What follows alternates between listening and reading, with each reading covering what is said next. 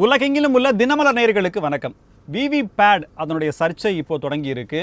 கச்சத்தீவு பிரச்சனை 60 ஆண்டுகளுக்கு முன்பு பேசிட்டு இருந்தாங்க. அதுபோல அதற்கு பதிலாக இந்த பிரச்சனை எழுப்பப்பட்டிருக்கிறதா அப்படின்ற ஒரு பார்வை முன்வைத்தாலும் இவ்வளவு ஆண்டு காலம் விவி பேட்ல நம்பகத்தன்மை இல்லாமையா தேர்தல் நடந்தது அப்படின்ற கேள்வி முன்வைக்கப்படுது.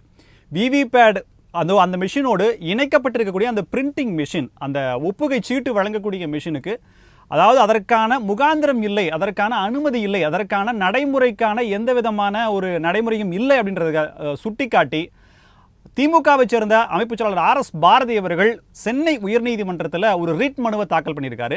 அது இந்த தேர்தலுக்கு இல்லை, ஜூன் மாதம் அப்படின்ற மாதிரி தள்ளி வைக்கப்பட்டிருக்கு. அப்படியானால் இந்த மனு எதற்காக தாக்கல் செய்யப்பட்டது அப்படின்ற கேள்வி முன்வைக்கப்பட்டாலும் தனியார் அமைப்பு தொடர்ந்த இந்த ஒப்புகை சீட்டோடு பதிவான வாக்குகளை 100% சரிபார்க்க வேண்டும் என்கின்ற வழக்கும் உச்சநீதிமன்றத்தில் இருக்கு.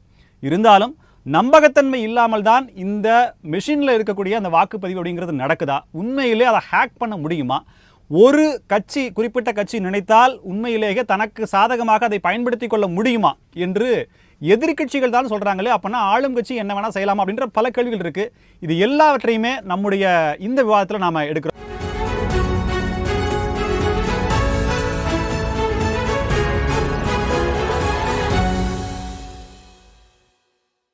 இணையவழியில் இணைகிறார் பாஜகவை சேர்ந்த செல்வம் சார், வணக்கம்.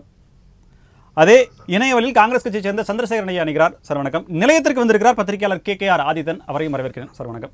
சார் சந்திரசேகரன் சார், உங்களிலிருந்து ஆரம்பிக்கிறேன். இப்போ காங்கிரஸ் தேர்தல் வாக்குறுதி இன்று கொடுக்கப்பட்டிருக்கிறது, அது ஒரு பக்கம் பேசப்பட்டு வருகிறது. இருந்தாலும் இந்த ஒப்புகை சீட்டு, பதிவான வாக்குகள், வாக்கு இயந்திரம், விவிபேட், இதுல உண்மையிலே நம்பகத்தன்மை இருக்கா இல்லையா?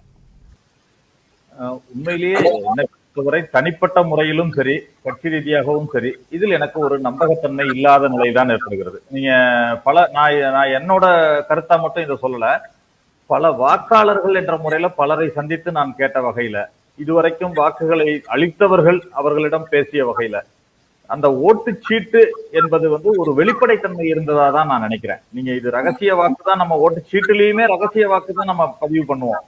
ஆனா நீங்க இப்ப வாக்குச்சீட்டு அளித்த பிறகு நம்ம எந்த இடத்துல இப்ப யாருக்கு போட்டிருக்கோம்ன்றது நம்மளுக்கு தெளிவா தெரியும். இதுல 3 முறை தான் தேர்தல் முறை என்பது. எப்படி எடுத்துக்கொள்கிறோம் என்று சொன்னால், நம்ம யாருக்கு வாக்கு போடணும் என்பது ரகசியமா இருக்கணும். ஆனா யாருக்கு வாக்கு போட்டோம் என்பது நமக்கு தெரியணும். அது வாக்குச்சீட்டுல கண்டிப்பாக அந்த முத்திரை இடும் பொழுது கண்டிப்பாக தெரிகிறது. ஒன்று. இரண்டாவது, அதை பெட்டியில் போடுகிறோம், போட்ட பிறகு எண்ணப்படுகிறது. எண்ணப்படும் போது அந்த வாக்குச்சீட்டு திரும்ப எடுத்து காட்டப்படுகிறது. ஒவ்வொன்றும் எடுத்து காட்டப்படுகிறது. இவர்களுக்கு முத்திரையிடப்பட்டிருக்கிறது என்று சொல்லி எடுத்து காட்டப்பட்டு மீண்டும் எண்ணப்படுகிறது. அப்படி எண்ணும் பொழுது உங்களுக்கு வாக்குப்பதிவும் ரகசியமா இருக்கு. நீங்க போட்ட வாக்கு அங்கேயே இருந்து மீண்டும் எண்ணப்படும் பொழுது நமது வாக்குதான் எண்ணப்படுகிறது என்கிற நம்பிக்கை ஒவ்வொரு வாக்காளருக்கும் ஏற்படுகிறது. இதுதான் ஒரு நம்பகத்தன்மை உள்ள ஒரு வாக்குப்பதிவு முறை என்று நான் நினைக்கிறேன். நீங்க இன்னொன்று, இப்பொழுது உள்ள டெக்னாலஜி வளர்ச்சியில இது மாதிரி விஷயங்களை ஹேக் பண்ண முடியும், அல்லது திருத்த முடியும், அல்லது வேற ஏதாவது டேம்பர் பண்ண முடியும் என்ற ஒரு சந்தேகம் எல்லார் மனதிலும் எழுகிறது. ஒரு சந்தேகம் எழும் பொழுது அதுல திருத்தம் செய்வதில் எந்த மாற்றமும் கிடையாது. அதை வித்ரா பண்ணிக்கிறதுலயோ அல்லது வேற மாற்றம் கொண்டு வருவதிலையோ எந்த சந்திரசேகரன் சார், குறுக்கீடுக்கு மன்னிக்கவும், நான் ஒரே ஒரு கிளாரிட்டி மட்டும் கேட்குறேன். அதாவது இந்த மிஷினில் வாக்குப்பதிவு, விவிபேட் மிஷினே வேண்டாம் அப்படிங்கிறீங்களா, இல்லை அதுல சில சீர்திருத்தங்கள், மாற்றங்கள் வேண்டும் அப்படின்னு சொல்றீங்களா? 2 விஷயம். ஒன்று, இந்த EVM மிஷினே இல்லாமல் வாக்குப்பதிவு முறை இருந்தால் மிகவும் சிறப்பு. அல்லது இந்த விவிபேட்ல வாக்குப்பதிவு சீட்டுகள் வரும் எல்லாவற்றையும் எண்ணணும். நீங்க ஒரு வாக்கு, நீங்க இப்ப பாத்தீங்கன்னா ஒரு தொகுதியில ஒரு வாக்குப்பதிவு இதுல மட்டும்தான், வாக்குச்சாவடியில மட்டும்தான் அந்த விவிபேட்ல உள்ள இதை எண்றோம் நம்ம. ஆனால் எல்லாவற்றையும் எண்ணும் நடைமுறை வந்தா இன்னும் கொஞ்சம் ஒரு நம்பகத்தன்மை அதிகரிக்கும் அப்படின்னு நான் நினைக்கிறேன். நீங்க சார், நான் ஓப்பனிங்லேயே சொல்லியிருந்தேன் விவிபேட்டுக்கும் EVM மிஷினுக்குமான அந்த பதிவான வாக்குகளும் 100% ஒப்பிட்டு பார்க்கணும் அப்படின்ற கேஸ் சுப்ரீம் கோர்ட்ல இருக்கு.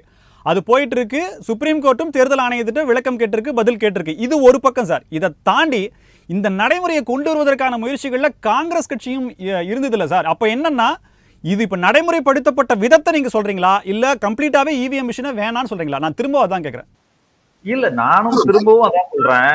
ஒரு மிஷின் ஒரு நடைமுறைப்படுத்தப்பட்டதனாலேயே அவர்கள் தவறு செய்வார்கள், அவர்கள் தவறு செய்வதற்காக கொண்டு வந்தார்கள் என்பது கிடையாது. ஒரு ஏதோ ஒரு இப்ப ஜிஎஸ்டியே நாங்க குறை சொல்றோம். இன்றைக்கு நடைமுறைப்படுத்தப்பட்ட ஜிஎஸ்டியை குறை சொல்கிறோம். ஆனால் நீங்க உடனே என்ன சொல்லுவீங்கன்னா, காங்கிரஸ் அரசு தான் ஜிஎஸ்டியை கொண்டு வந்தது என்ற குற்றச்சாட்டை எல்லாரும் பொத்தாம் பொதுவா வைப்பாங்க. ஆனா அது கிடையாது. அது ஒரு எளிமையான ஜிஎஸ்டி, ஒரு எல்லோருக்குமான ஜிஎஸ்டி அப்படிங்கிறது தான் காங்கிரஸ் கொண்டு வர முயற்சி செய்த ஒரு ஜிஎஸ்டி. ஆனால் இவர்கள் என்ன பண்ணாங்க, ஒரு குளறுபடியான ஜிஎஸ்டியை கொண்டு வந்து எல்லோருக்கும், வணிகர்களுக்கு எளிமையா இல்ல, சாதாரண மக்களுக்கு எளிமையா இல்ல. இன்றைக்கு ஒவ்வொருவரும் ஆடிட்டர். சந்திரசேகரன் சார், இப்போ ஒருவேளை நீங்கள் நினைப்பது போல இந்த விவிபேட்ல குளறுபடிகள் இருக்கும் பட்சத்தில் காங்கிரஸ் கட்சியை சார்ந்தவரோ அல்லது காங்கிரஸ் கட்சியோ நீதிமன்றத்தை அணுகாமல் ஒரு தனியார் அமைப்பு தான் சார் நீதிமன்றத்தை நாடி இருக்கு. இப்போ இதை எப்படி சார் பார்க்கலாம்? அதன் பிறகுதான் நீங்க தான் இப்பதான் சொல்றீங்க காங்கிரஸ்ல இது வேண்டாம் அப்படின்ற மாதிரி சொல்றீங்க சார். இது எப்படி பார்க்கலாம் சார்?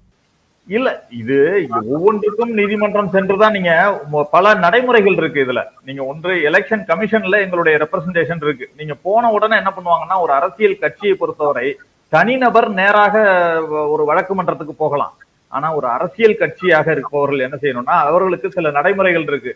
நீங்க நேரா நீதிமன்றத்துக்கு போனீங்கன்னா, இது ஏற்கனவே எலெக்ஷன் கமிஷன்ல நீங்க ரெப்ரசன்டேஷன் கொடுத்தீங்களா அப்படின்னு கேட்பாங்க. இல்லை என்று சொன்னால் நீங்க ஃபர்ஸ்ட் அங்க கொடுத்துட்டீங்க. அதை செய்யலாமே சார். திமுக இப்ப அதான் சார் செஞ்சிருக்கு. தேர்தல் ஆணையத்திட்ட மனு கொடுத்தாங்க, நடவடிக்கை எடுக்கல, ரிட் மனு தாக்கல் பண்றாங்க, அதற்கு பதில் வந்திருக்கு. அதுதான் பண்ணிருக்காங்க. இப்ப ஏற்கனவே தேர்தல் ஆணையத்திடம் காங்கிரஸ் கட்சி மனு கொடுத்திருக்கிறது. இந்த இது சம்பந்தமா, இவிஎம் மிஷின்ல உள்ள சந்தேகங்கள் சம்பந்தமாகவும் விவிபேட் சம்பந்தமாகவும் மனு கொடுத்திருக்கு. அது சரியான நடவடிக்கை எடுக்கவில்லை என்று சொன்னால் நாங்கள் அடுத்த கட்டத்துக்கு மேல் நடவடிக்கைகளுக்கு செல்வோம். இதுதான் நடைமுறை. அது வழக்கே உச்சநீதிமன்றத்துக்கு வந்துருச்சு சார். இனிமேல் நீங்க போட்டு இன்னொரு மனுதாரரா நீங்க இணைய போறீங்களா? ஏன் எப்படி வேணா செய்யலாம். ஏன் ஒரு தனியாக ஒரு மனுதாரர் இருக்கும் பொழுது நாங்க இன்டர்வியூன் பெட்டிஷன் போட்டு கூட அதுல இணையலாம். அதுல எந்த தவறும் கிடையாது.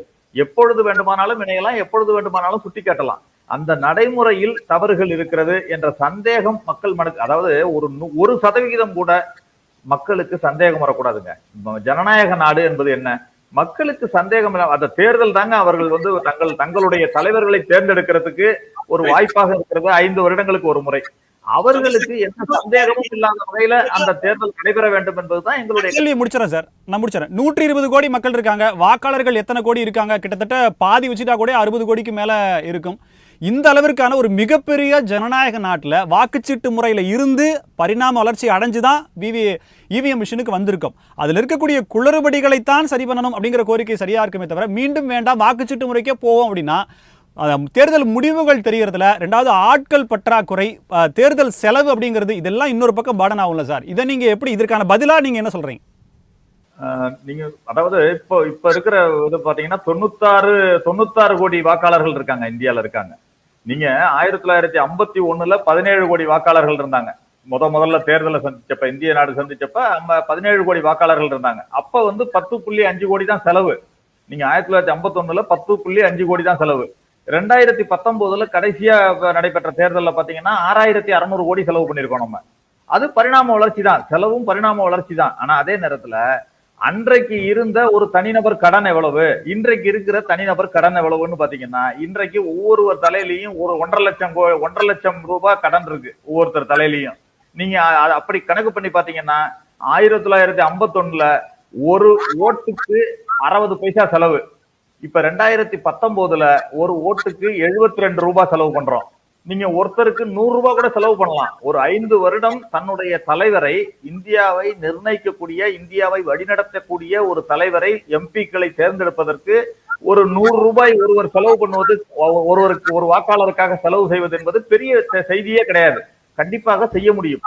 அது இன்னொன்று எடுத்துக்கொண்டால், இந்த ஓட்டிங் மிஷின் ஆகக்கூடிய செலவு என்பது மிகவும் குறைவு என்று கூட கிடையாது. நமக்கு பொறுத்த வரைக்கும் மேன் பவரும் இருக்கு. என்ன முடிவுகள் தெரிவதற்கு ஒரு சில காலங்கள் பிடிக்கலாம். அதுல கூட நீங்க மேன் பவரை இப்ப யூஸ் பண்றது என்னைக்கு, இப்ப அமெரிக்கால எல்லாம் பாத்தீங்கன்னா வாக்குப்பதிவு ஓட்டுச்சீட்டு முறையில தான் நடக்குது. ஆனா எண்ணிக்கை என்றது, அந்த ஓட்டுச்சீட்டை என்றது மிஷின் எண்ணுது.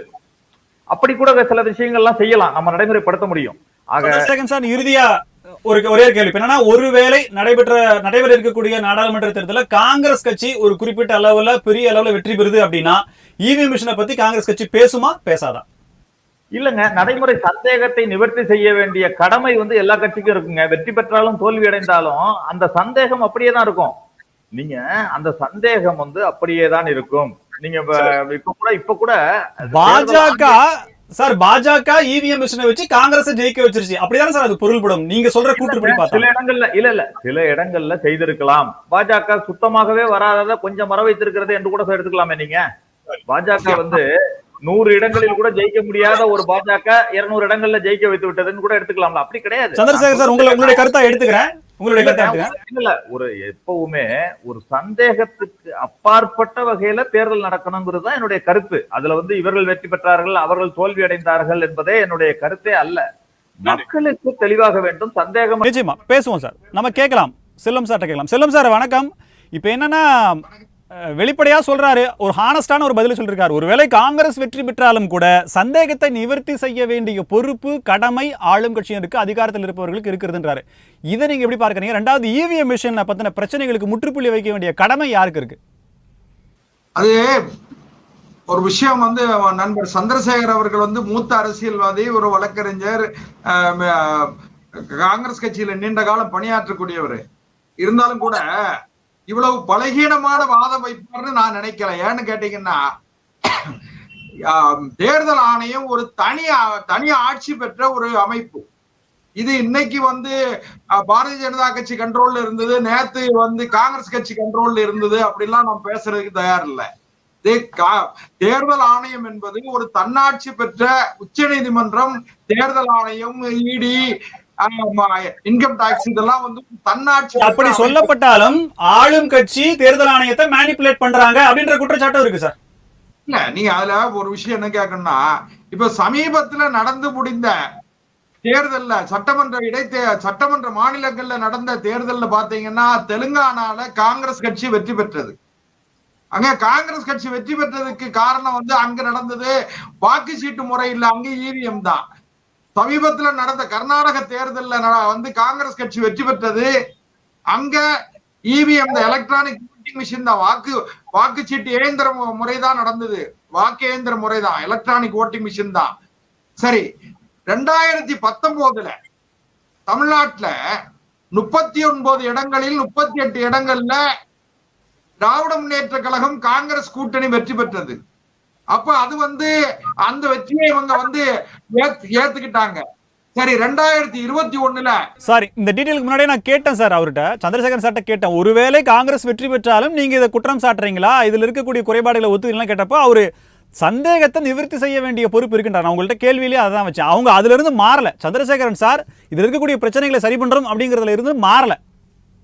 நாம தொழில்நுட்பத்துல ரொம்ப சந்திராயன் அளவுக்கு நாம் முன்னேறிக்கிட்டு இருக்கிற இந்த காலத்துல போய் இவ்வளவு பலகீனமான வாதத்தை, பலகீனமான குற்றச்சாட்டு நண்பர் சந்திரசேகர் வைப்பார்னு நான் எதிர்பார்க்கல. ஏன்னு கேட்டீங்கன்னா, இதுல விஷயம் என்னன்னா, காங்கிரஸ் கட்சி மிகப்பெரிய அளவில் எல்லா நிலையிலும் காங்கிரஸ் கூட்டணி, காங்கிரஸ் கட்சி மட்டும் இல்ல, காங்கிரஸ் திமுக கூட்டணி எல்லா நிலையிலும் தோற்று போய் இருக்கிறது.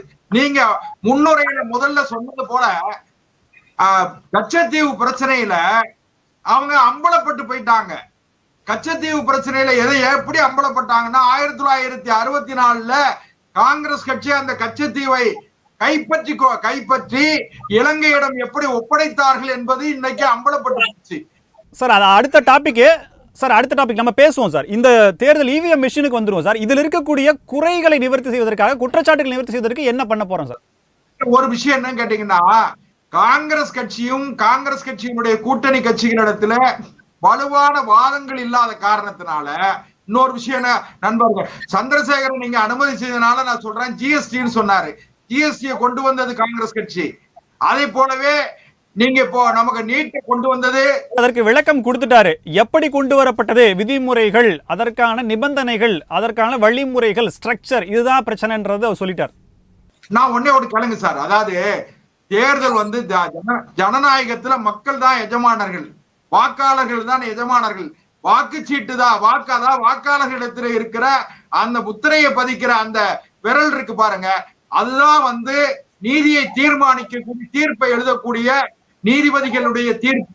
அந்த ஒற்றை விரல் தான் முடிவு பண்ண போகுது.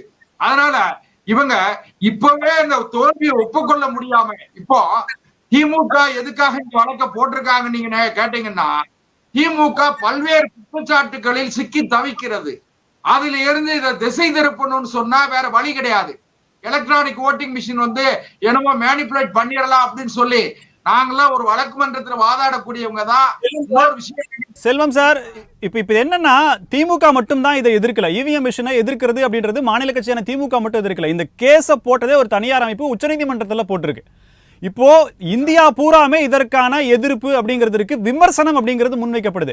நான் என்ன பாயிண்ட் அவுட் பண்றேன் அப்படின்னா, பாஜக மீது குற்றம் சுமத்தப்படுகின்ற அல்லது பாஜகவை கார்னர் செய்கின்ற வகையிலான குற்றச்சாட்டுகள் வைக்கப்படும் போது அதை ஏன் பாஜக நியாயப்படுத்த வேண்டும்? தன்னாட்சி அதிகாரம் பெற்ற தேர்தல் ஆணையம் செய்யுது அப்படின்றனா கிளாரிஃபை பண்ணிடலாமே சார். அனைத்து கட்சிகளைச் சேர்ந்த உறுப்பினர்களை வச்சு இதை டிக்ளேர் பண்ணிடலாமே. இது ஏன் வந்து பாஜக எடுத்துக்கணும்? இதுல எதுவுமே பிரச்சனை இல்லைன்ற கருத்தை திரும்ப திரும்ப ஏன் பாஜக வைக்கணும்? இல்ல, பலகீனமான குற்றச்சாட்டுகளுக்கு பதில் சொல்வதே கூட அவசியமற்றது என்பது என்னுடைய கருத்து. ஏன்னு பட் ஸ்ட்ராங்கா வருதே சார் குற்றச்சாட்டு, எல்லா பக்கம் இருந்து வருதுங்களே, இது ஒரு தலைவலியா வருது இல்லையா? இல்ல, ஒரு விஷயம் கேளுங்க, பலகீனமானவர்களிடத்தில் இருந்து வரக்கூடிய பலகீனமான குற்றச்சாட்டு ஏன்னு கேட்டா, இவர்கள் நாடு முழுக்க எல்லா நிலையிலும் எல்லா இதுலயும் தோற்றுக்கிட்டு இருக்காங்க. இவருடைய திட்டங்கள், இன்னொரு விஷயம் என்னன்னு கேட்டீங்கன்னா, இப்போ நடைமுறையில் இருக்கிற எந்த திட்டமும் பாரதிய ஜனதா கட்சி அமுல்படுத்தியது கிடையாது. இது ஏற்கனவே காங்கிரஸ் கட்சி ஒரு சின்ன செய்தியை மட்டும் அனுமதிங்க. 1947 சுதந்திரம் கிடைத்ததில் இருந்து 2024 வரை சார் காங்கிரஸ் குற்றம் சாட்டுகிறேன்னு சொல்லி 10 வருட பாஜக ஆட்சி ட்ரெய்லரை நீங்க ஒரு மாதிரி மட்டுப்படுத்துறீங்க. ஏன்னா பாஜக எதுவுமே செய்யலன்ற மாதிரியான கருத்தை பதிய வைக்கிறீங்க. இல்ல சார், ஒண்ணு கேளுங்க, இதை வந்து காங்கிரஸ் கட்சி செய்த தவறுகளை சரி செய்து இன்றைக்கு மக்கள் மத்தியில் ஒரு stable government strength and leader, அதாவது ஒரு நிலையான அரசு, வலிமையான பிரதமர் என்று உலக அளவில் மரியாதைக்குரிய நரேந்திர மோடி அவர்களை மக்கள் ஏற்றுக்கொண்டிருக்கிறார்கள், உலகம் ஏற்றுக்கொண்டிருக்கிறது. உலக நாடுகள் எல்லாம் இன்றைக்கு நரேந்திர மோடி அவர்களை, இந்திய பிரதமரை கொண்டாடி கொண்டிருக்கிறார்கள்.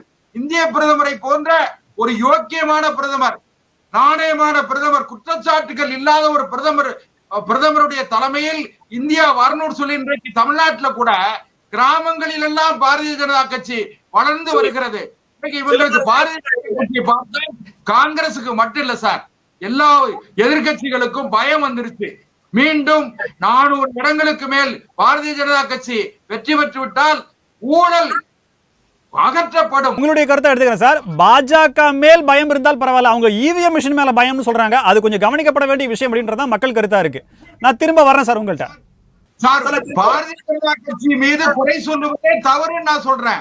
ஏன்னு கேட்டீங்கன்னா, தேர்தல் ஆணையத்துக்கும் பாரதிய ஜனதா கட்சிக்கும் என்ன சம்பந்தம் இருக்கு?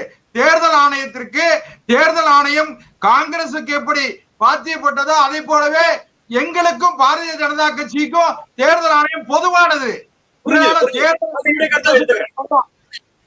இவங்க ஒருவேளை குறை சொல்ல வேண்டும் அல்லது சரி செய்யப்பட வேண்டிய தவறுகள் இருப்பதாக இவர்கள் நினைத்தால் அதை தேர்தல் ஆணையத்திற்கு சொல்லணுமே தவிர பாரதிய ஜனதா கட்சி குறை சொல்லுவது என்பது இவர்களிடத்தில் வலிமையான வளர்ச்சியில்லை. மக்கள் இவருக்கு நம்ப தயாராக இல்லை. மக்கள் பாரதிய ஜனதா கட்சியை கொண்டாடுகிறார்கள். மீண்டும் நரேந்திர மோடி அவர்கள் 3வது முறையும் நான் அடுத்த நபர்கிட்ட போறேன், ஆதித்தன் சார்ட்ட போறேன், அனுமதி கொடுங்க. சரி, திரும்ப வரேன். ஆதித்தன் சார், இப்போ 2 பேரும் சொன்னதும் கேட்டீங்க. இப்போ இவிஎம் மிஷினில் இருக்கக்கூடிய பிரச்சனைகள் அப்படின்றதுல சந்திரசேகரன் சார் ஸ்ட்ரிக்டா இருக்கார். 2வது, இதுல பிரச்சனைகள் இருக்கும் பட்சத்தில் அது தன்னாட்சி அதிகாரம் பெற்ற தேர்தல் ஆணையத்தினுடைய பரிசீலனைகளும் அவர்களுடைய முடிவுகள் தானே. பாஜக இதில் எங்க சம்பந்தப்பட்டது? பாஜக மேல நேரடியா குற்றச்சாட்டுகள் வைப்பது அப்படிங்கிறது இல்லையே, ஒரு மலிவான, வலிமை குறைந்த, பலகீனமான குற்றச்சாட்டு அல்லவா அப்படின்ற பார்வை வைக்கிறாரு. பத்திரிகையாளரா முதல்ல இவிஎம்ல என்ன பிரச்சனை இருக்குன்றது நீங்க சொல்லுங்க. அதாவது இவிஎம்ங்கிறது ஒரு தமிழ்நாட்டுக்கு ஒரு பெருமையான விஷயம். ஏன்னா அதை உருவாக்கின குழுவின் தலைவராக இருந்தவர் பிரபல எழுத்தாளர் சுஜாதா. அவரை பற்றி எல்லாம் தெரியும். அவரே பெங்களூரில் பாரத் எலக்ட்ரானிக்ஸ் வேலை பார்க்கும்போது அந்த குழு தலைவராக இருந்தார். அவர் வந்து எளிமையாக, கடினமான விஞ்ஞான கருத்துக்களை எளிமையாக சொல்கிறதுல வல்லவர். அதே மாதிரி தான் அந்த இதையும் வடிவமைச்சார் எளிமையாக. இன்னொன்று, இது வந்து டேம்பர் பண்ணுறதுக்கோ சாஃப்ட்வேரை வெளியே இருந்து ரிமோட்டில் மாற்றுறதுக்கோ இது ஒரு டிஜிட்டல் மிஷின் கிடையாது. எலக்ட்ரானிக் மிஷின், எலக்ட்ரிசிட்டியில் இயங்குகிற மிஷின். பேட்ரி வச்சு தான் இயக்குறாங்க. அதை டிஜிட்டல் கிடையாது, நல்லா தெரியும். அதில் ஒரு தகவல் எடுக்கணும், இன்னொரு இன்ஸ்ட்ருமெண்ட் வச்சு தான் கொண்டு போகணும். டிஜிட்டல்னா அப்படி இல்லை, அங்கே ஒரு மிஷின் வச்சு இங்கேருந்து ஆப்ரேட் பண்ணி இந்த அளவுக்கு பர்டிகுலராக அவங்க ரிட்டன் மனுவில் சொல்லியிருக்காங்க. டிஎம்கே சொல்லிருக்கு என்ன, டிஎம்கேல இப்போ என்னன்னா விவிபேடுக்கும் கனெக்டிவிட்டி அப்படிங்கிறது தப்புன்ற கருத்தை தான் அது வரும். அதை வந்து இப்போ வந்திருக்க மிஷின் வந்து 3rd ஜென்ரேஷன் மிஷின். இதில் எப்படி வச்சுருக்காங்கன்னா, இவிஎம்ங்கிறது ஃபஸ்ட்டு ஒரு கண்ட்ரோல் யூனிட், அடுத்து ஓட்டிங் மிஷின், அடுத்து விவிபேட் ஒப்புகை சீட்டு எந்திரம் 3. இது என்ன பண்ணுறாங்கன்னா இந்த 3வது தலைமுறையில் வழக்கமான கண்ட்ரோல் யூனிட் இருக்கும், ஓட்டிங் மிஷின் இருக்கும். ஓட்டிங் மிஷினில் ஓட்டு போட்டோன்னே கண்ட்ரோல் மிஷின் தகவல் போகும்.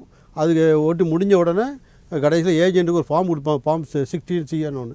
அதில் வந்து இந்த மிஷினில் இவ்வளோ ஓட்டு போலாயிருக்கு, இவ்வளோ வந்திருக்குன்னு கொடுப்பாங்க. இப்போ அந்த தேர்ட் என்ன சொல்லியிருக்காங்கன்னா இந்த இந்த ஒப்புகை சீட்டு எந்திரம் இருக்குல்ல விபிபேட், அதை வந்து கண்ட்ரோல் யூனிட்டுக்கும் ஓட்டிங் மிஷின் நடுவில் ஒன்று பொருத்திட்டாங்க. சரியா? அப்போ வந்து இந்த ஓட்டிங் மிஷின்லேருந்து தகவல் நேரம் எங்கே போகும், கண்ட்ரோல் யூனிட் இது விவிபிடிக்கு போயிட்டு அங்கேருந்து போகும் அப்படிங்கிறது தான் திமுகவோட குற்றச்சாட்டு. இதனால் திமுக வந்து நீங்கள் வழக்கில் பார்த்தீங்கன்னா ஓட்டிங் இதெல்லாம் அவங்க எதிர்க்கலை. இந்த மாதிரி ஒரு சிக்கலை பண்ணனால 2% எரர் வர்றதுக்கு சான்ஸ் இருக்குது அப்படின்னு ஒரு சொல்லியிருக்காங்க. ஒரு பூத்துலையும் சொல்லுங்கள். ஆமாம் ஆமாம். இன்னொன்று வந்து ஏற்கனவே தேர்தல் கமிஷன் வந்து ஒவ்வொரு மாவட்டத்துக்கு பண்ணும்போதும் ஒரு தொகுதியிலனா ஒரு 5 பூத்து ட்ரையல் பார்ப்பாங்க, பண்ணி ஒரு 2% ட்ரையல் பண்ணி செக் பண்ணி தான் கொடுப்பாங்க. அதை தான் நீங்கள் சொன்ன மாதிரி ஃபுல்லாக பண்ணணுங்கிற மாதிரி ஒரு வழக்கு உச்சநீதிமன்றம்லாம் சொல்கிறாங்க, ஃபுல்லாகவும் செக் பண்ணி தான் கொடுக்கணுன்ட்டு. அது வேறு விஷயம். அது இதை தான் திமுக இருக்கிறாங்க. இப்போ இன்றைக்கி கோர்ட்டில் தேர்தல் கமிஷனே சொல்லிவிட்டு 2021 இதே மாதிரி தான் எலெக்ஷன் வச்சோம், இதே மிஷின் தான் வச்சோம், இதே மாடல் தான் வச்சோம், நீங்கள் தான் ஜெயிச்சு ஆட்சிக்கு வந்திருக்கீங்க, புரியா எதிர்க்கிறீங்கன்னு கேட்ட உடனே அவங்க நாங்கள் வந்து இந்த எலெக்ஷனுக்கு எதிர்க்கலை, இதில் விட்டுருங்க, ஃபியூச்சர் எலெக்ஷனுக்கு நாங்கள் பார்ப்போம், அதில் தான் இதுக்கு என்ன பதில் சொல்கிறாருன்னு தெரியல, கேட்போம் அது சொல்லிட்டாங்க. அதனால் வழக்கு வந்து ஜூன் மாதம் 20 தேர்தலாம் முடிஞ்ச பிறகு அடுத்தவன் சாவாசமாக பேசிக்கலாம் அப்படின்னு சொல்லிட்டாங்க. இன்னொன்று இந்த ஓட்டிங் மிஷின் வந்ததுலேருந்து நான் இது எப்படி பார்க்குறேன்னா, தேர்தல் நேரம் 19ஆம் தேதி எலெக்ஷன் போலிங் ஆரம்பிச்சிடும். இப்போ இந்த நேரத்தில் இவிஎம் பற்றின ஒரு, அதாவது பாமரனுக்கு எதுவுமே தெரியாது, இவிஎம் வந்து தப்பு சொல்லி பாருப்பா திமுக வந்து கோர்ட்டுக்கு போயிருக்கு, இந்த மாதிரி தான் ஒரு நம்பிக்கை. அதாவது ஆச்சரியம். அதாவது வழக்கமாக வந்து எதிர்கட்சிகள் வந்து கிளப்புறது தான் ஆளுங்கட்சியை பார்த்து. இங்கே வந்து தோல்வியை அடைந்த கட்சிகள் தேர்தலுக்கு பிறகு கிளப்போம். அப்போ தோல்வி பெறுவோங்கிறத நம்பிக்கை உள்ள கட்சிகளும் எதிர்பார்க்கும் கட்சிகளும் கிளப்புவாங்க. திமுக ஏன் இதை கிளப்புது, அதான் ஒரு சந்தேகம் மக்கள்.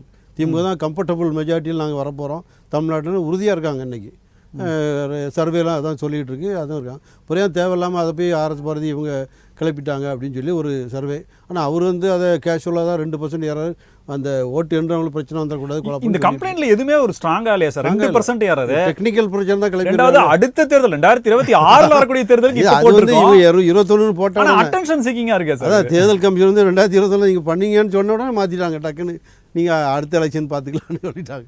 அது ஒரு இது அவங்க திமுக ஏன் தேவையில்லாமல் இப்போ வந்து டெக்னிக்கல் பிரச்சனையாக கிளப்பினாங்க. அவர் காங்கிரஸ் சொல்கிற மாதிரி அடியோடு ஓட்டு மிஷின் அவங்க எதிர்க்கலை திமுக, அது உறுதி. பட் டெக்னிக்கல் பிரச்சனை மட்டும் தான் கிளப்புறாங்க. முன்னால் வச்சதை இங்கே இருந்துச்சு இங்கேயே நடுவில் தூக்கி வைக்கிறீங்க. ஆனால் அவங்க சொல்கிறாங்க அது தனியாக அந்த விவிபிடிஎஸ்க்கு அது தனி இன்டர்ஃபேஸு, அதுக்கும் சம்மந்தம் டேரெக்டாக தான் போகலாம் விளக்கம் சொல்லி டெக்னிக்கல் சொல்லியிருக்காங்க. சந்திரசேகர் சார், நீங்கள் கேட்டிருப்பீங்கன்னு நினைக்கிறேன். ஏன்னா காங்கிரஸ் வெற்றி பெற்றதும் இதே இவிஎம் மிஷினில் தான், ரெண்டாவது திமுக வெற்றி பெற்று ஆட்சியில் இருக்கிறதும் இதே இவிஎம் மிஷினில் தான். இப்போ நீங்கள் எதை குற்றம் சாட்டுறீங்க? ரெண்டாவது வாதம் கேட்கும்போது இப்போ இல்லை 2024 26க்காக தான் நாங்கள் கேட்டிருக்கோன்றாங்க. ஆனால் இப்போ தேர்தல் வரப்போகுது, எல்லாருமே கேம்பெயினில் இருக்காங்க. ஒரு அட்டென்ஷன் சீக்கிங்காக இது பண்ணப்படுதா? இல்லைங்க, நீங்க ஒரு எப்ப வேணாலும் ஒரு சந்தேகமோ குறைகளோ இருக்கிறப்ப ஜனநாயகத்துல கட்சிகள் எடுத்து செல்வது அல்லது தேர்தல் ஆணையத்துல அல்லது கோர்ட்டுக்கு எடுத்து செல்வதுன்றது ஒரு நடைமுறையில உள்ளது சார். அதுல மாற்று கருத்தே இல்ல சார். 24 ஏப்ரல் 19 போலிங் நடக்க போகுது. இப்போ ஒரு மனுவை தாக்கல் பண்ணிருக்காங்க. கோர்ட்டு கேட்கும் போது இந்த தேர்தலுக்கு இல்ல அடுத்த தேர்தலுக்குன்றாங்க. தேர்தல் வாக்குப்பதிவு முடிந்த பிறகு பண்ணலாமே. இல்ல நீங்க இந்த ஒரு வரி அவங்க பதில் சொன்னதை மட்டும் அந்த வந்ததை வச்சு நீங்க சொல்றீங்க. அதுல இருக்கிற வாதங்கள் சார் கோர்ட்ல வாதத்துல முன் வச்சிருக்காங்க சார். திமுக வழக்கறிஞர் வாதத்துல முன் வச்சிருக்காரு. இல்லங்க, அதாங்க நீங்க ஒரு வரிய மட்டும் வாதத்துல எடுத்து நீங்க சொல்ல முடியாது. எப்பவுமே நீங்க அதை சொல்றப்ப 19ஆம் தேதி எலெக்ஷன் நடக்குதுன்னா இங்க வந்து 19ஆம் தேதி முதல் ஃபர்ஸ்ட் பேஸ் எலெக்ஷன் அதுல பண்ண முடியாது அவங்க. ஏன்னா ஏற்கனவே எலக்ட்ரானிக் ஓட்டிங் மிஷின் எல்லாம் டெபூட் பண்ணிருப்பாங்க, பண்ண முடியாது. அடுத்தடுத்த கட்டங்களுக்கு கூட அதை எடுத்துட்டு போலாம் தவறுகள் இருந்த பட்சத்துல. இன்னொன்று, நீங்க அவர் சார் பேசிட்டு இருந்தப்ப சொன்னாரு தேர்தல் ஆணையம் என்பது ஒரு சுயாட்சி அமைப்பு, அதற்கும் பாஜகவிற்கும் என்ன சம்பந்தம்னு கேட்டார். அதுலதான் சந்தேகங்கள் வருகிறது. சுயாட்சி தேர்தல் ஆணையத்திற்கு சுயாட்சி கொடுத்ததே காங்கிரஸ் கட்சி தான். நீங்க அவர் திரு சேஷன் அவர்கள் இருந்த பொழுதுதான் தேர்தல் ஆணையம் இருக்கிறது என்ற ஒரு தெரிந்ததே. தமிழரான திரு சேஷன் இருந்தார். அப்பொழுதுதான் ராஜீவ்காந்தி அவர்கள் தேர்தல் ஆணையத்துக்கு முழு சுதந்திரம் அளித்தார். எல்லாவற்றையும் அவர் எடுத்துச் செல்வதற்கான சுதந்திரத்தை கொடுத்தார் என்பதை இங்க குறிப்பிட விரும்புறேன். இன்னொன்று, அதுக்கு முன்னாடி எல்லாம் அப்படி நடந்துச்சா அப்படின்ற கேள்வி வரக்கூடாது. ஏன்னா சில முறைகேடுகள் நடந்த பிறகுதான் நம்ம அதை திரும்பி பார்க்கிறோம். ஜனநாயகத்துல எப்பவுமே சில முறைகேடுகள் அல்லது சில தவறுகள் நடக்கும் பொழுது. சார் சந்திரசேகர் சார், நான் வந்து ஒரு தெளிவான ஒரு கேள்வி கேட்குறேன் சார். என்னன்னா இவிஎம் மிஷின்ல இந்த பிரச்சனை இருக்கு, இதை சரி பண்ணணும் அப்படின்ற ஒரு தெளிவான ஒரு குற்றச்சாட்டு இதுவரை வைக்கப்படலையே சார். இவிஎம் மிஷினை பத்தி விளக்கம் சொல்றீங்க, காங்கிரஸ் இருந்த வரலாறுகளை சொல்றீங்க, இவிஎம் மிஷின்ல இந்த பிரச்சனை இருக்கு, விவிபேட்ல இந்த பிரச்சனை இருக்கு, இதை நிவர்த்தி பண்ணணும் அப்படின்ற ஒரு கான்கிரீட் கொஸ்டின்ஸ் இல்லையே சார். இல்லங்க, நீங்க ஒரு டெக்னாலஜில நீங்க அவர் கூட சொன்னாரு, சந்திராயன் வரைக்கும் நம்ம டெக்னாலஜில உயர்ந்துட்டோம்னு சொன்னாரு. அந்த டெக்னாலஜி தான் நம்மளுக்கு இன்னைக்கு பிரச்சனையாவே இருக்கு. நீங்க ஏஐ மூலமா மோடி அவர்கள் பேசுன மாதிரி இன்னைக்கு வர ஆரம்பிச்சிருச்சு, டீப் ஃபேக் வீடியோ வர ஆரம்பிச்சிருச்சு. நீங்க எது வேணாலும் பண்ண முடியுங்கிறப்ப ஏன் இதுல ஹேக் பண்ண முடியாதுன்ற கேள்வி எழுதுல உங்களுக்கு. நீங்க ஒரு உலகத்திலேயே டெக்னாலஜி அந்த கேள்விக்கு தான் சார், அந்த கேள்விக்கு தான் குறுக்கு கேள்வியா என்ன வைக்கிறாங்கன்னா, காங்கிரஸ் வெற்றி பெற்றதும் திமுக வெற்றி பெற்றதும் அப்படித்தான் வெற்றி பெற்றது என்று சந்திரசேகர் சார் சொல்றாரான்றதை கேட்கிறாங்க. இல்லைங்க, இந்த வாதத்திற்காகத்தான் அவர்கள் வெற்றி பெற வைக்கப்பட்டிருக்கிறார்கள் என்று கூட எடுத்துக்கலாம். நீங்க வந்து தமிழ்நாடு சரி சார், அப்போ நாடாளுமன்ற தேர்தலில் முழுவதுமாக வெற்றி பெற்றாலும் அதே வாதத்தை தான் நீங்க வைக்கிறீங்களா சார்? காங்கிரஸ் முழுவதுமாக வெற்றி பெற்றாலும் அதே வாதம் தானே சார்?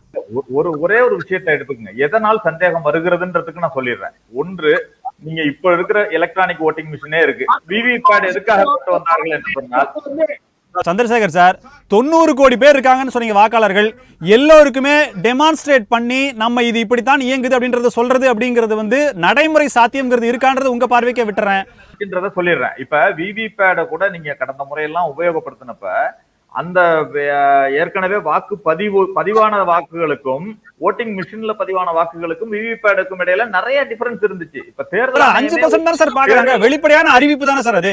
ஏற்கனவே நாம்ஸ்லயே அப்படிதான் சார் இருக்கு, 5% வாக்குகளை விவிபேட் ஒப்புகை சீட்டுக்கும் பதிவான வாக்குகளுக்கும் கம்பேர் பண்ணி பாக்குறாங்க. இது இருந்த நடைமுறை தானே, அதை அதிகப்படுத்தி இப்ப கேஸ்க்கு போறாங்க. இல்லங்க, தேர்தல் ஆணையமே என்ன சொல்றாங்கன்னா 2% எரர்னு சாதாரணமா நீங்க ஒதுக்கிடுறீங்க. அதுக்குதான் திமுக வழக்குல ஒண்ணு சொல்லியிருக்காங்க. கடந்த முறை திருமாவளவன் அவர்கள் ஜெயிச்சது ஒரு 3500 ஓட்டுல தான். அது மாதிரி பல பாராளுமன்ற தேர்தல்ல நீங்க வாக்குகள் 3000 5000 ஓட்டுல எல்லாம் தோக்குறது ஜெயிக்கிறது தீர்மானிக்கப்படுகிறது. அப்படிங்கிறப்ப 2% எரர் அப்படிங்கிறதே நீங்க தவறான விஷயம் ஆயிடும்ல உங்களுக்கு. இன்னொன்று, தேர்தல் ஆணையம் சுயாட்சியை பத்தி சொல்லிடுறேன். நீங்க தேர்தல் ஆணையம் சுயாட்சின்னு சொல்றீங்க. ஒரு தேர்தல் ஆணையரை நியமனம் செய்கிறார்கள் இந்த மத்திய பாஜக அரசு நியமனம் செய்கிறது. அருண் கோயல் என்பவரை நியமனம் செய்கிறார்கள். ஒரே நாள்ல அவரை விஆர்எஸ் கொடுக்கிறாரு, ஒரே நாள்ல அவரை விடுவிக்கிறாங்க. அடுத்த நாள் அவருக்கு அப்பாயின்மெண்ட் அப்ரூவல் ஆகுது, பதவி ஏத்துக்கிறாரு. இது சம்பந்தமா எதிர்த்து உச்ச நீதிமன்றத்திற்கு வழக்கு செல்கிறது. ஒரு நிமிஷம் பேச அனுமதிங்க, நான் சொல்லிடுறேன். அவர் சென்ற பொழுது உச்ச நீதிமன்றத்திற்கு செல்லும் பொழுது உச்ச நீதிமன்றம் என்ன சொல்லுதுன்னா, தேர்தல் ஆணையர்கள் நியமனத்தில் வெளிப்படைத்தன்மை இல்லை, சரியான முறையில் நடைபெறவில்லை என்று சொல்லி ஒரு உச்ச நீதிமன்ற தலைமை நீதிபதி, பிரதமர், எதிர்கட்சி தலைவர் கொண்ட குழு இந்த தேர்தல் ஆணையரை நியமனம் செய்ய வேண்டும் என்று சொன்ன பொழுது அதனை மாற்றி இந்த அரசு உச்ச நீதிமன்ற தலைமை நீதிபதியை எடுத்துவிட்டு இவர்களே நியமனம் செய்யும் விதத்தில் அரசியல் சட்டத்தை ஒரு சட்ட திருத்தம் கொண்டு வராங்க. வேற டாபிக் சார், நம்ம பேசுவோம் இதுல இவிஎம்எஸ்ல இருக்கிறத பத்தி பேசுவோம். நீங்க கேட்ட கேள்வி அப்படியே நான் செல்வம் சார் கேக்குறேன். நீங்க இவிஎம் மிஷின் சொல்லலங்க, நீங்க தேர்தலை நடத்துகின்ற தேர்தல் ஆணையம் மீதே சந்தேகம் வரும் பொழுது இவிஎம் மீது எப்படி சந்தேகம் வராமல் இருக்கும் தான் கேள்வி. என்னோட புரியுது சார் சந்திரசேகர் சார், புரியுது, நான் புரிஞ்சுக்கிட்டேன். செல்வம் சார் நான் எப்படி கேள்வி கேட்கிறேன். தன்னாட்சி அதிகாரம் பெற்ற ஒரு அமைப்பு தான். ஒரு கருத்தை மட்டும் வச்சிடறேன், சுருக்கமா சொல்லுங்க சார். அதாவது நீங்க தேர்தல் ஆணையத்துக்கு இன்னொரு இது பாத்தீங்கன்னா, பாஜகவோட கூட்டணி வைத்தவர்களுக்கு எல்லாம் சிம்பல் நேரா போனவொன்னு வாங்கிட்டு வந்துடுறாங்க. எதிர்கட்சிகளில் இருப்பவர்களுக்கு எப்படி சிம்பல் கொடுக்கப்பட்டது என்பதையும் நம்ம பார்த்தோம். அதே மாதிரி டிஜிட்டல் இந்தியா சொல்றீங்க, 7.5 லட்சம் பேர் வந்து ஒரு திட்டத்துல பிரதமரோட ஆயுஷ்மான் பாரத் திட்டத்துல 7.5 லட்சம் பேர் ஒரே இதுல ஒரே இந்த போன் நம்பர்ல இணைக்கப்பட்டதை நம்ம பார்த்தோம். இதுதான் டிஜிட்டல் இந்தியாவோட லட்சணம். சார் இது குற்றச்சாட்டுகள், இது டாபிக் வேற, நம்ம பேசுவோம் சார், நம்ம பேசுவோம். சந்திரசேகர் உங்களுடைய கருத்தை எடுத்துக்கிறேன். செல்வம் சார், இப்போ இவர் நேரடியான குற்றச்சாட்டு, தன்னாட்சி அதிகாரம் பெற்ற ஒரு அமைப்பினுடைய தலைமையை நியமிக்கும் போது ஏன் நடைமுறைகள் மாற்றப்படுகிறது அப்படின்ற கேள்வி வைக்கிறார். சுருக்கமா சார், மிகச் சுருக்கமா, நிகழ்ச்சியோட நிறைவுக்கு வந்துட்டோம். இல்ல, கால ஓட்டத்தில் வந்து பரிணாம மாற்றங்கள்ல சில மாற்றங்கள் வந்து கடந்த காலத்துல பாத்தீங்கன்னா, அன்னை இந்திரா காந்தி அவர்களுடைய வெற்றியவே உச்ச நீதிமன்றமே தள்ளுபடி செஞ்ச வரலாறு எல்லாம் உண்டு. நண்பர் சந்திரசேகர் அவர்களுக்கு தெரியும், ராஜ்நாராயணனை எழுத்து ராஜ்நாராயண் ரேபரேலி தொகுதியில அன்னை இந்திரா காந்தி அவர்களே தேர்தலில் முறைகேடு, வாக்குச்சீட்டு முறையில முறைகேடு செய்து அவர்கள் வெற்றி பெற்றார்கள். வெற்றி பெற்றது செல்லாதுன்னு சொல்லி ஒரு தீர்ப்பு வந்தது. அதற்கு பிறகு நடந்த அரசியல்ல மிகப்பெரிய அதிர்வுகள்லாம் உங்களுக்கு தெரியும். அதுக்கு பிறகுதான் மிசா சட்டமே வந்தது. அதனால என்ன கேட்டீங்கன்னா சார், கால ஓட்டங்களில் சில மாற்றங்கள் தவிர்க்க முடியாத சூழ்நிலையில இன்னைக்கு உச்ச நீதிமன்றம் ரொம்ப வெரி க்ளோஸ் மானிட்டரிங்ல இருக்காங்க. எதையும் யாரும் தவறெல்லாம் பண்ணிட முடியாது. அதனால நான் என்ன சொல்றேன்னு கேட்டீங்கன்னா, இவங்க ஜெயிச்சா டாக்டர் மன்மோகன் சிங் 10 வருஷம் தொடர்ந்து பிரதம அமைச்சரா இருந்தாங்க. அன்னைக்கு எலக்ட்ரானிக் ஓட்டிங் மிஷின் தான் இருந்தது, இதே தேர்தல் அமைப்பு தான் இருந்தது. அதனால ஜனநாயகத்தினுடைய இறுதி எஜமானர்களான வாக்காளர் பெருமக்களுடைய தீர்ப்பை அனைத்து அரசியல் கட்சிகளும் தலைவணங்கி ஏற்றுக்கொள்ள வேண்டும். அது வெற்றியா இருக்கட்டும், தோல்வியா இருக்கட்டும். தோல்வியாக இருந்தால் பாடமாக இருக்கணும். சார், உங்களுடைய இறுதி கருத்தை எடுத்துக்கிறேன் ஆதித்தன் சார். இப்போ என்னன்னா, இப்போ ரெண்டுக்கும் சொல்லப்படுது. ஆனால் தாங்கள் ஆட்சிக்கு வந்தால் அந்த நடைமுறையில் வந்தீங்கன்னா என்னன்ற ஒரு பார்வை முன்வைக்கப்படுது. உண்மையிலேயே மக்களுக்கு புரியணும் அப்படின்னா என்ன மாற்றம் தேவைன்னு நினைக்கிறீங்க நீங்க? இல்லை, ஓட்டிங் மிஷினை பொறுத்தவரையில் 1980 வந்ததுல இருந்து எல்லா கட்சியும் இப்படி சொல்லிட்டு தான் அரசுக்கு சொல்லிட்டு தான் இருக்காங்க. ஆனால் ஒவ்வொரு முறையும் தேர்தல் கமிஷன் வந்து புது மாற்றம் வரும்போது அதை பரிசோதனை பண்ணி எல்லாத்துக்கும் காமிக்குது, சவால் விடுறாங்க. இதுவரை யாரும் போய் நிரூபித்ததே கிடையாது. எந்த அரசியலும் நிரூபிச்சதில்லை. சும்மா அவங்களா ஒரு மிஷினை கொண்டு வந்துட்டு சரியில்லை பண்ணிட்டோன்னு சொல்லுவாங்கள்ல, பண்ணதே கிடையாது. அதனால் இந்த மிஷினில் கூட யாராவது போய் திட்டு உடைக்க போனால் அது வந்து உடனே ஒர்க் பண்ணாது. ஒரு நிமிஷத்துக்கு 5 ஓட்டு தான் பதிவு பண்ண முடியும். ஒரு தடவை அமுக்கிட்டோன்னா அதுக்கு பேர் கண்ட்ரோல் தகவல் வந்தால் தான் அடுத்து அமுக்க. இப்படி ஏகப்பட்ட நடைமுறைகள் எலக்ட்ரானிக்கில் வச்சுருக்காங்க. ஆனால் டேம்பரிங்கிறது வந்து நெல் தான் எனக்கு தெரிந்தது. அந்த ஒப்புகை சீட்டு விஷயத்தில் தான் அந்த மிஷின் ஏதாவது அந்த சீட்டு வரையில் ஏதாவது ப்ராப்ளம் வரும்னு சொல்கிறாங்க வழியே. மற்றபடி ஓட்டிங் மிஷின் தான் இந்தியாவுக்கு தேவை. ஏன்னா இந்திய மக்கள் வந்து எல்லாம் சொல்லுவாங்க, அமெரிக்காவில் போனால் அங்கேயே இன்னும் முத்திர குத்தி தான் போடுறாங்கன்னா அங்கே உள்ள மக்களுடைய நடைமுறை வேறு. நம்ம ஒரு மாநிலத்தை 8 கட்டமாக தேர்தல் நடத்த வேண்டியிருக்கு போலீஸை வச்சு. இல்லாட்டி ஓட்டு அப்படி கூட சில இடங்களில் ஓட்டு இதை தூக்கிட்டு போய் மாற்றலாம்னு நினச்சி போகிறாங்க. அப்படி முன்னால் எப்படி ஓட்டு பிள்ளையும் தூக்கிட்டு போய் அவங்களே கொளுத்திடுவாங்க, உள்ள குத்தி போடுவாங்க. எவ்வளோ இப்போ அந்த இதெல்லாம் குறைஞ்சி போச்சு. அது அப்படி இருக்கும்போது இதை நம்ம எப்படி எடுத்துக்கிறேன். இப்போ என்னன்னா, ஒப்புகை சீட்டினுடைய பதிவும் வாக்குப்பதிவு இயந்திரத்தில் உள்ள வாக்கு எண்ணிக்கையும் அது ரெண்டுமே ஒப்பிட்டு பார்க்கணும் அப்படின்ற ஒரு கருத்து முன்வைக்கப்படுது. ரெண்டாவது, இவிஎம் மிஷின் இருக்கக்கூடிய பிரச்சனைகளை சரி பண்ணணும் அப்படின்ற மாதிரியான பிரச்சனைகள் முன்வைக்கப்படுது. ஒரு நிமிஷம் நிறைவு கருத்து சொல்லிடுறேன். இப்ப இந்த விவிபேட் வாக்குச்சீட்டுல வருது இல்ல, அந்த பதிவு வந்து 1 வருடம் வந்து அழிக்காமல் பராமரிக்கப்பட வேண்டும் என்ற ஒரு நடைமுறை இருக்கிறது. ஆனால் 2019 நடைபெற்ற அந்த விவிபேட்ல பதிவான வாக்குச்சீட்டுகள் வந்து 4 மாதத்தில் அழிக்கப்பட்டிருக்கிறது. இது வந்து ஆர்டிஐ தகவல்ல கொடுக்கப்பட்ட ஒரு தகவல். இது ஒரு சந்தேகம். அதே போல மின்னணு வாக்குப்பதிவு இயந்திரங்களை தனியார் நிறுவனத்தின் பராமரிப்பில் எடுத்து சென்றிருக்கிறார்கள். அந்த தனியார் நிறுவனத்தில் பாஜக ஆதரவாளர்களும் இருந்திருக்கிறார்கள் என்பதும் இப்பொழுது நிரூபிக்கப்பட்டிருக்கிறது. இப்படி இருக்கும் சூழ்நிலையில் தான் இந்த சந்தேகம் இன்னும் வலுப்பட்டிருக்கிறது. திரும்ப நீங்க அதே குற்றச்சாட்டு வரீங்க. பாஜக வெற்றி பெறுவதற்கான முனைப்பை இந்த இவிஎம் மிஷின்ல காட்டுதுன்ற குற்றச்சாட்டு தான் நீங்க வெளிப்படையா வைக்கிறீங்க. ஆனால் காங்கிரஸ் வெற்றி பெற்றாலும் இதே குற்றச்சாட்டுல நீங்க நிக்கிறீங்களா அப்படின்ற கேள்விக்கு இவிஎம் மிஷின் வைக்கிறதுக்கு பதில் தேர்தல் அறிக்கையில காங்கிரசுடைய இப்பொழுதைய தேர்தல் அறிக்கையில குறிப்பிட்டிருக்கோம். விவிபேட்ல வருகின்ற வாக்குச்சீட்டுகளை முழுமையாக எண்ணும் அடிப்படையில் தேர்தல் நீதிமன்றத்தில் இருக்கு. தீர்ப்பு வரட்டும், நிச்சயமா நடைமுறைக்கு வந்துதான் ஆகணும். தீர்ப்பு வந்தா நடைமுறைக்கு வந்துதான் ஆகணும். உங்க கருத்தை எடுத்துக்கிறேன். நேரமின்மை காரணமாக நான் நிகழ்ச்சி நிறைவுக்கு பகுதிக்கு வந்துட்டேன். இந்த வாக்கு இயந்திரத்தில் உள்ள மக்களுடைய சந்தேகங்கள், எதிர்க்கட்சிகளுடைய சந்தேகங்களை போக்க வேண்டிய பொறுப்பு தன்னாட்சி அதிகாரம் பெற்ற தேர்தல் ஆணையத்திற்கும் ஆட்சி அதிகாரத்தில் இருக்கக்கூடிய மத்திய அரசிற்கும் இருக்கிறது. ஆனால் அதை நிவர்த்தி செய்யக்கூடிய முனைப்பை அவர்கள் காட்டுவார்களா என்ற கேள்விக்குறியோடு கலந்து கொண்ட விருந்தினர்களுக்கும் நன்றிகளை கூறி நிகழ்ச்சி நிறைவு செய்கிறேன். நேயர்களே, நன்றி.